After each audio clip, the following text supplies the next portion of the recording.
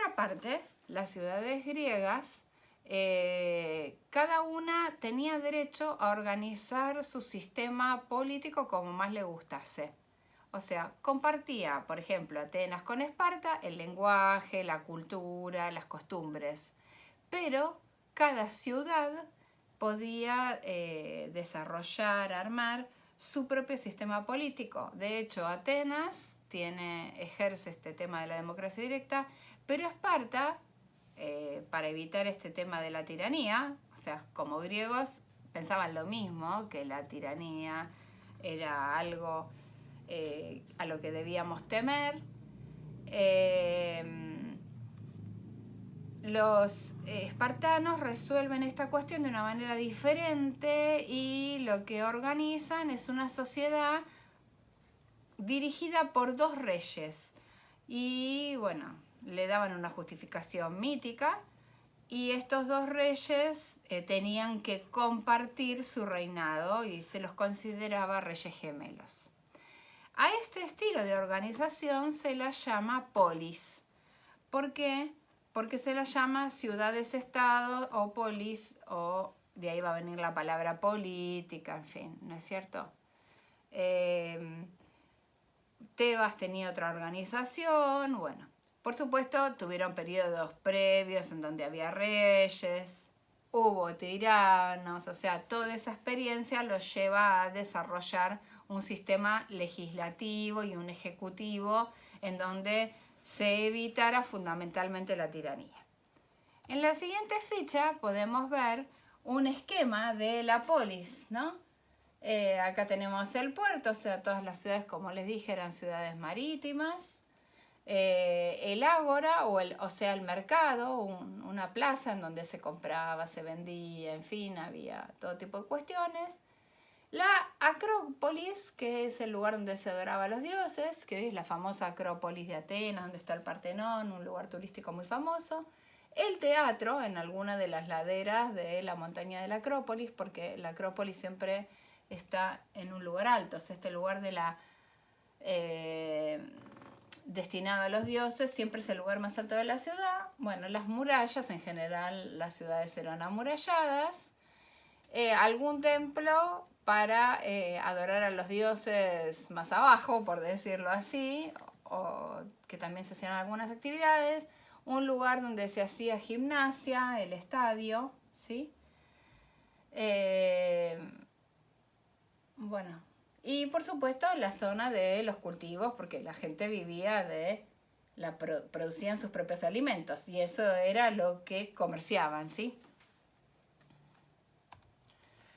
Esta es una maqueta de la Acrópolis de Atenas, o sea, existe, les tendría que haber agregado alguna foto, por supuesto este techo no existe, por acá está el templo de las Cariátides que sí existe, esta es la entradita, ¿no?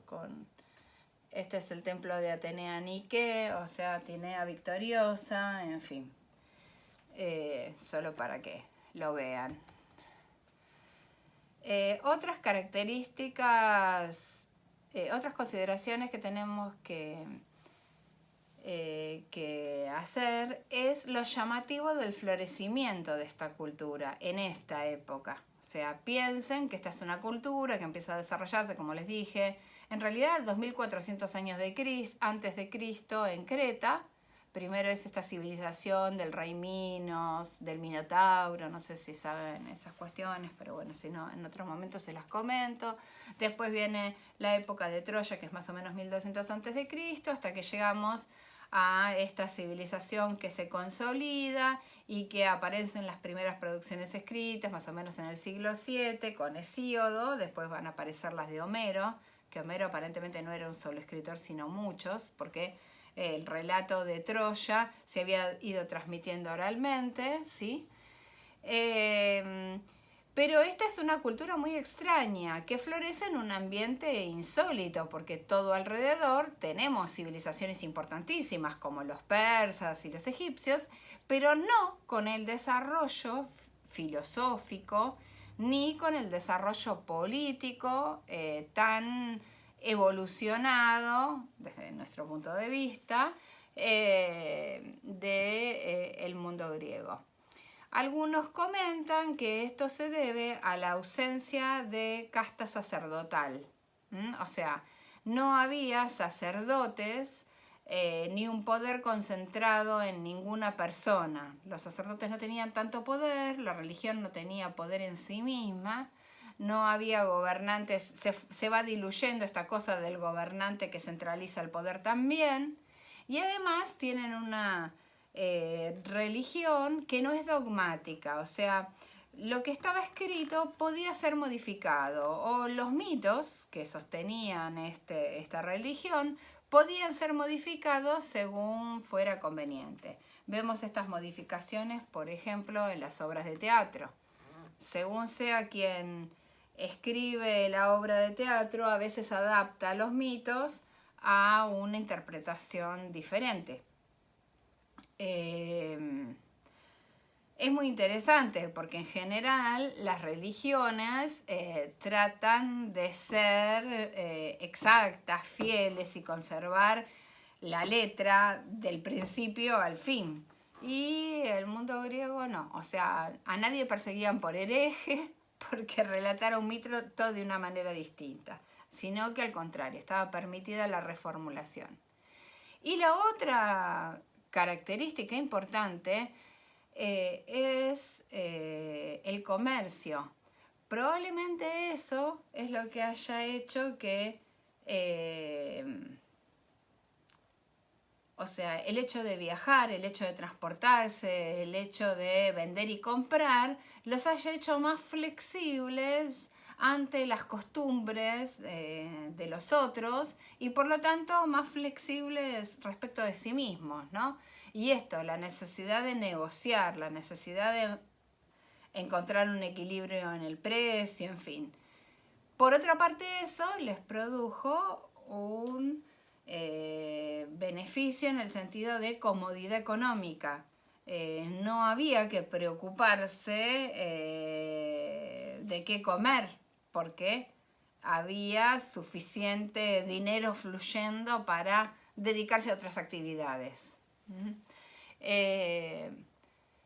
Y entonces esto hace que la gente use el ocio de una manera creativa y empiezan a producir obras de teatro, obras pictóricas, o sea, obras de arte gráfico pintado, esculturas, ¿no? Se jactan de hacer esculturas lo más parecidas a la realidad posibles, y el importantísimo desarrollo de la filosofía y de la ciencia que se da en este pueblo, o sea, la importancia de razonar y de dar fundamentación a lo que se piensa.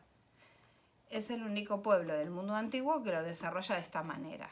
Esta historia empieza, si ustedes van para atrás en las fichas, con Tales de Mileto, que predice, piensen lo que tiene que haber significado eso, en el 500 y pico antes de Cristo, predice, o sea, anuncia, mañana va a haber un eclipse, supongamos, no sé si habrá sido tan así, ¿no?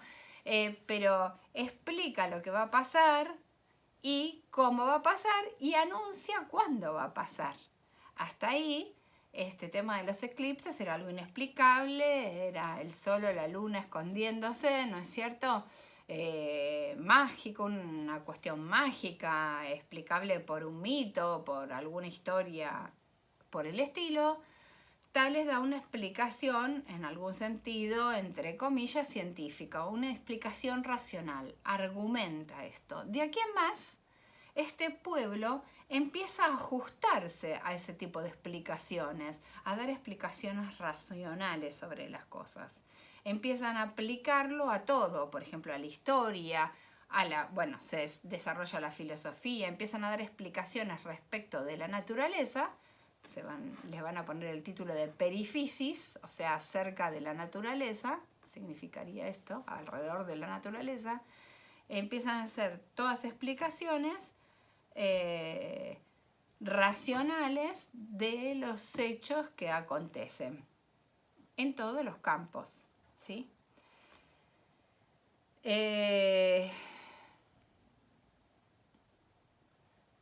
Bueno, y Otro punto central, que es lo que venimos hablando, es esto, la invención de la democracia, o sea, el armar un sistema de reglas, de leyes, que permita que todos los ciudadanos participen de las decisiones de la ciudad, ciudad-estado, de este estado pequeño o este estado centralizado en una ciudad con estas características. Imagínense que es una civilización muy llamativa. Respecto de Platón, vamos a nuestro autor, hacemos unas pequeñas observaciones antes de entrar en el diálogo. Platón nace en el 427 a.C. y muere en el 347 a.C. Fue discípulo de Sócrates, que nace en el 470 a.C. y que en el 399 es condenado a beber la cicuta en una decisión que toma la asamblea, que lo encuentran culpable de dos condenas o de dos cuestiones: de impiedad, o sea, de no rendir los cultos que corresponden a los dioses, de no ser piadoso, de no rendir homenaje a los dioses, porque tanto Platón como Sócrates en el fondo y en la superficie no es que no rendían homenaje a los dioses, sino que consideraban que lo relatado en los mitos, las acciones malas, no podían ser propias de un dios, ¿no? O sea, porque estos mitos y estos dioses griegos eran vengativos, infieles, bueno, un montón de cuestiones que para Platón y para Sócrates eso no podía atribuírsele a un dios. Un dios no podía tener ese tipo de imperfecciones, no podía ser una mera copia de los humanos, ¿sí? Sócrates va a ser el protagonista de la mayoría de los diálogos de Platón, salvo los últimos. Va a escribir Platón en forma de diálogos, como si fueran diálogos pensados para el teatro, como para hacer una obra de teatro, parecieran sus diálogos pensados. O sea, en los diálogos de Platón hay una charla entre personajes. Desde mi punto de vista son las obras más amenas, las obras filosóficas más amenas para leer, ¿no?